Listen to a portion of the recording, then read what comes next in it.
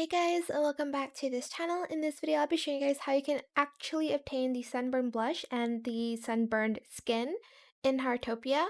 Although I haven't gotten the Sunburned Skin yet because it hasn't been 6 days of that weather, but it has been 3 days.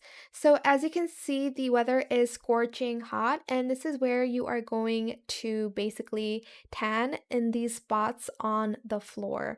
And you're going to do that for 1 minute until the umbrella thing turns green. Um, I have another video. I'll probably speed it up to show you guys before it turns green. And you have to stay there for exactly 1 minute or until it turns green. So I think it was red before, the icon, and then it turns green. I said green 10 times.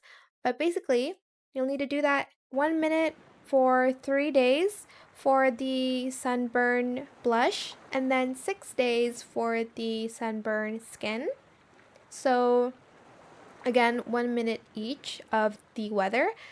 The weather has to be scorching hot or else you won't, sorry, scorching heat, or else you won't be able to get it. As you can see, I've been through this 3 times, and that's why I have the Sunburn Blush. And when it was the third time, I immediately got it. This is what it looks like, as you can see.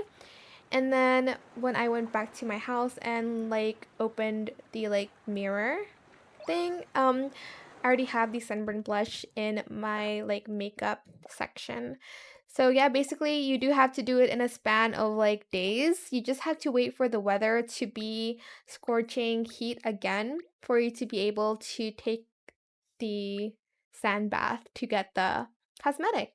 So yeah, that is it for this video. I hope it was helpful for you guys. I hope you guys understood that, but if you didn't, just let me know in the comment section down below.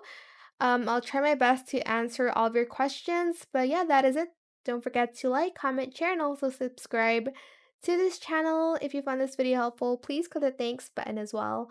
That is it. Thank you so much for watching. Bye!